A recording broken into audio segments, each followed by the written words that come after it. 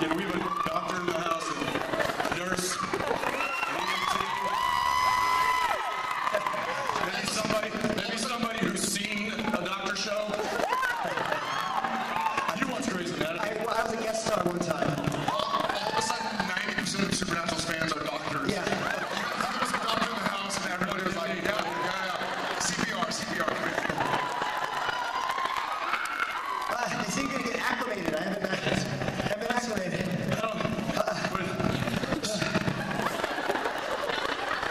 What are you doing?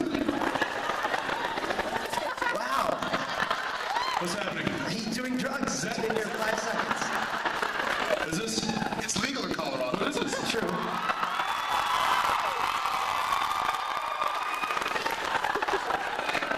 Hi, Deborah. Smoke.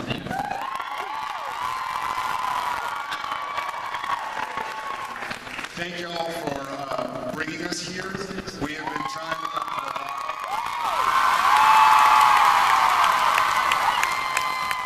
Let me make this formal. Denver, Colorado, Jensen Ackles, and Jared Padalecki. All yours, boys. Thank you, Richard. Thank you, Robert. Thanks, man. Gentlemen, how it goes? Good. Heard you killed it last night. These guys, right? I was told to tell you about the Steelers. Did you hear?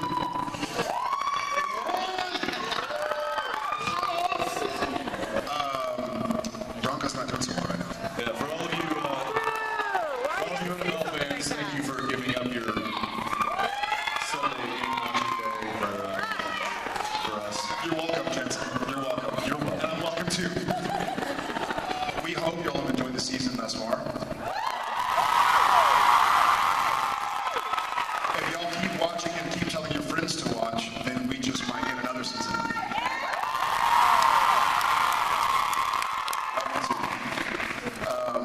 All right, without further ado, shall we? Oh, okay. Hi. Hi there. No mic? Oh, there it is. Hi. Yeah, we got that. I'm Alice. Was that a disco move? I like that. For those who didn't see, pointing to the screen, she just went, hi. That was amazing. I need dance lessons. Will you get it? I was just wondering what inspired you guys to become actors. People like you.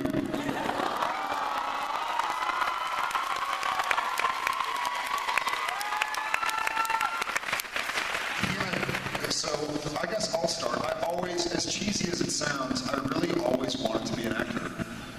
Oh, come on.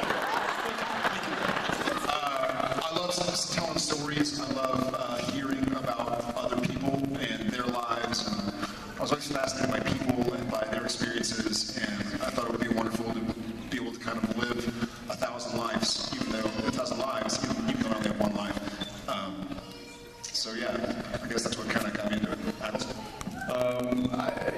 I grew up watching a lot of movies, as you do, and television with your family. And my dad is an actor in Dallas, and so I was around it a lot. And that I have the same reaction to hearing him speak. it's probably one of yours.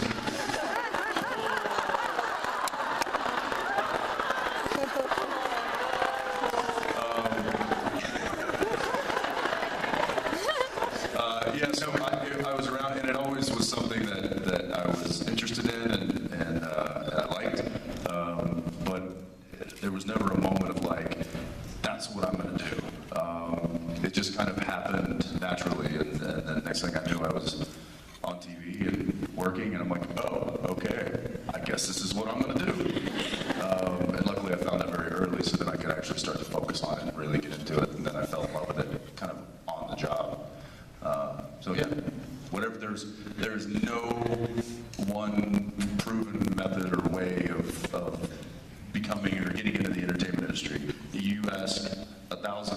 actors, successful actors, they're going to have 1,000 different stories. So, And people ask me like, hey, what's your advice on getting into the business? And I'm like, win the Teen Choice Award contest to be a trophy presenter. So it's totally different paths. But thank you so much for your question. Your dog.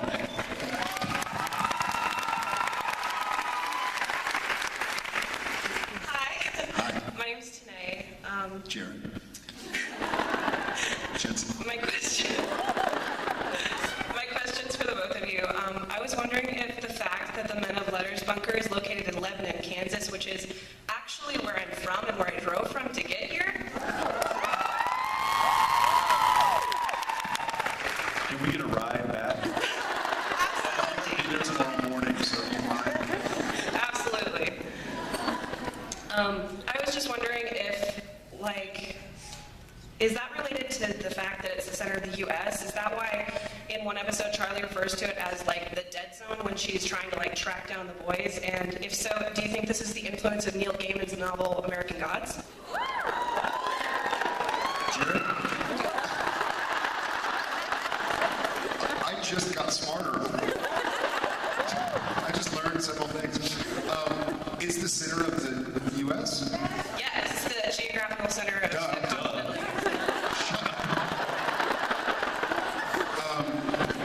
Maybe I knew that.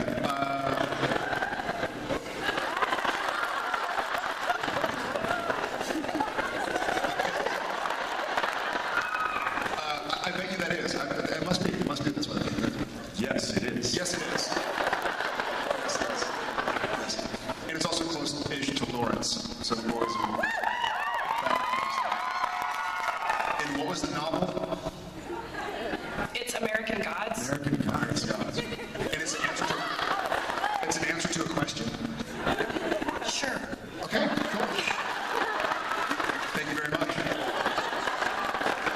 You know what?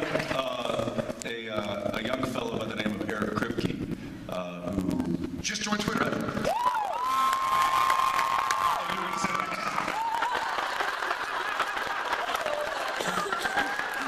heard it and I got excited. Let me take it back. Retweet Cricky. a young man by the name of Eric Kripke, who created Supernatural, has just joined Twitter. No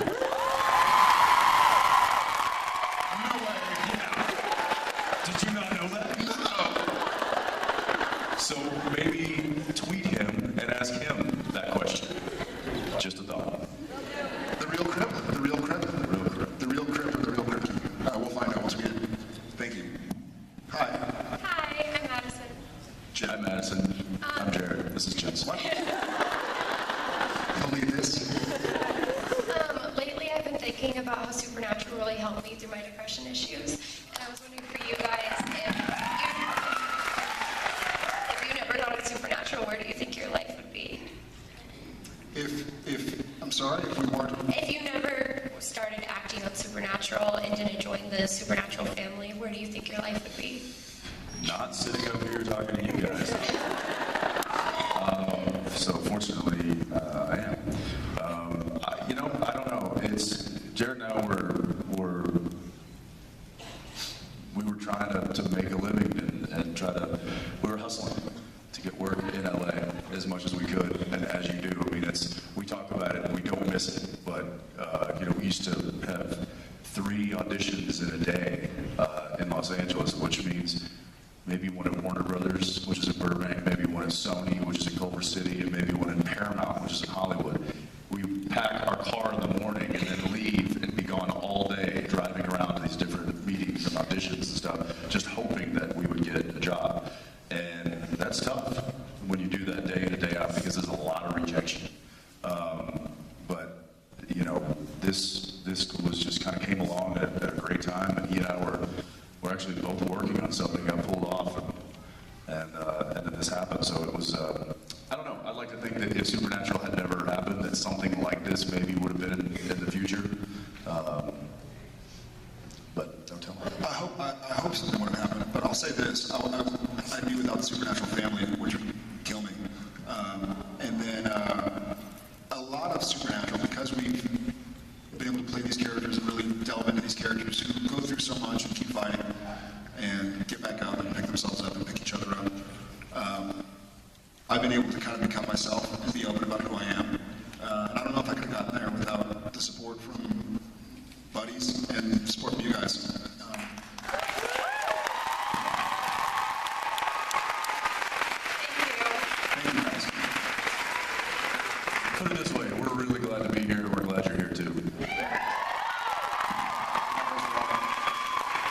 Hi. Hi, I'm Emily. Hi. Jared. Jess. Excuse me, looking at my phone, I thought I'd get nervous. How do you think the show would have played out if Sam finished accusing Crowley of being a demon? Well, I'd be dead. If Sam finished killing Crowley, sorry, yeah, killing Crowley. Yeah, I mean, it wouldn't be supernatural anymore. It'd be deeper natural.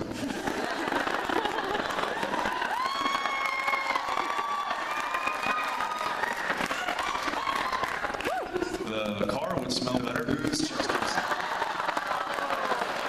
be emptier. It would be empty. Along with my heart. I'm kidding.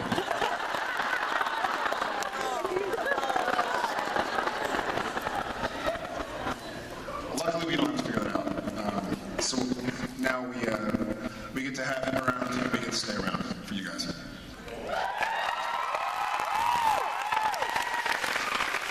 Hi there. Hi. I really loved the scene in the episode Baby where you guys were lying down in the back seat at night, and I was wondering, did you guys really fit in the back seat? And Well, technically, I was not in the back seat. He was in the back seat. And the answer is no. There's actually a shot that kind of shows the both of us laying down to sleep. They had their car that has its roof taken off, and they used a crane to shoot down on us, kind of get ready for bed. And you can see that I just barely kind of, a little bit of scoliosis going on in that back seat. Trying to get in there. I was like, are you kidding me? Yeah, we weren't laying flat by any means. And I was wondering, like, how was it like filming that episode? Like, We knew we were taking a risk, I think. Different. It was different. It was so unlike, it was almost like we shot Ghostfacers, and it was, which was awesome. It turned out awesome when you don't, they call cut or whatever it is, or after you drive back to where the director is and pull the memory card out so we can see what the scene looked like. You're like, did we get it? Do we have enough? Done. Okay. All right. I mean, it was weird. It felt like doing live theater almost. Yeah, it was, well, it was unique because a lot of times, especially all the stuff, driving, it's just he and I. And normally the car is surrounded by 30 crew members, camera operators, and boom operators, and lighting, and grips. And so it was just us driving down the road with, a camera mounted to the dash. And we would be like, all right, well, should we just start the scene now? There's no one to yell action. There's no one to yell cut. I mean, it was really kind of a surreal kind of situation. And it was like, what do we say? It was like the inmates had taken over the prison. None of the adults were around. So there will be some gags. yes.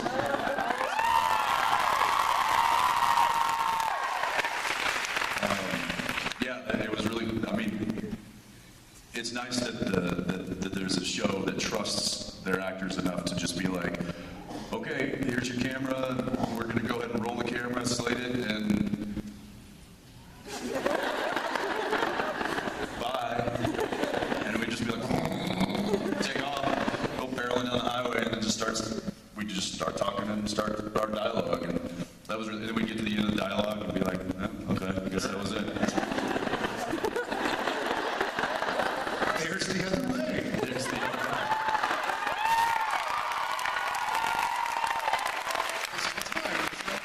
There it is. There's the other way.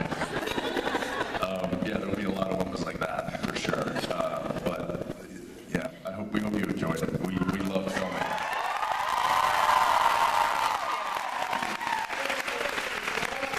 The cinematography was awesome. yeah. Yeah, they did basically guesswork, because, they would set the frame and then we'd take off and they'd be like, okay, I hope the lights held up and I hope the shadow, the sun, was moving. So the fact that they were able to keep the continuity of the lighting and everything as well as, it's a testament to how great the crew is.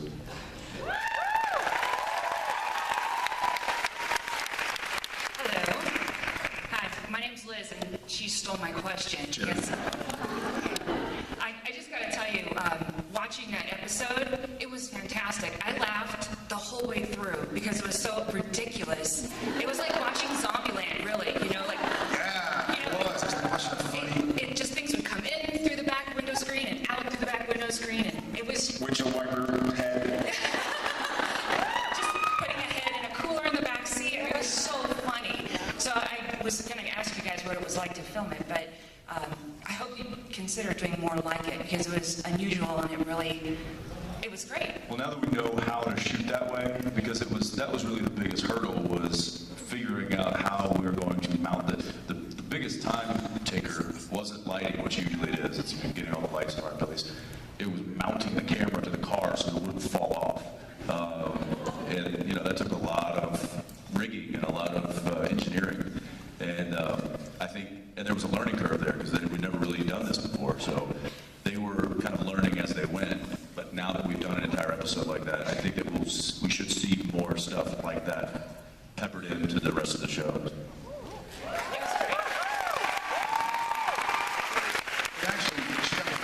It's actually the first episode that we've aired that I've watched and then gone back and rewatched just for the joy of it within a week.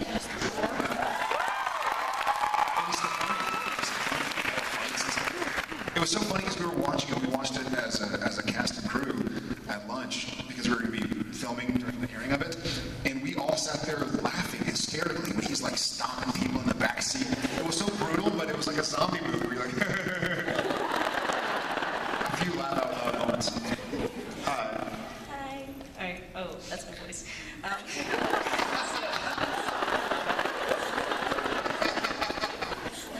do that all the time. So, Wait, no, there we are. you gotta set the tone. All right. I was wondering if anything could have prepared you before Supernatural to, like, understand what has become Supernatural now. If that makes any sense. I don't know. I'm sorry. Yeah, that makes sense. The short answer is no. God, I have no idea. I have no idea what this would become. I mean, even from our end, even not taking into account how amazing it is for any show to go 11 years, how rare it becomes. But like, met some of my best friends on the show, met my wife on the show. Became a father during the show. I mean, it's so many huge life moments that Supernatural has encapsulated. I have no idea what life is going to be like without Supernatural. We can rate our Valentine. I'm saying I don't know what it's going to be like. Like, let's not find out. Well, that's up to y'all to spread the word. I'm pretty sure that this will be a part of our lives for the rest of our lives. I mean, the show might not continue for the rest of our lives, but I think what this has become will be with us forever. And I'm happy. I would say, just to touch on your question, I don't think there's any way that we could have known what this would have been. I mean, look, he and I were excited about the pilot and having a job, and we're like, hey, this is pretty good. We might actually get picked up for a season. We didn't even really want to season it first. Remember, we were hoping for like at least 9 or 12 episodes. Oh yeah, and then we started getting, and the shows kept kind of, getting better. The characters, the writing was just started really kind of unraveling, or peeling back the layers. And I remember like, hey, we might get picked up for another season. Like, wouldn't that be amazing?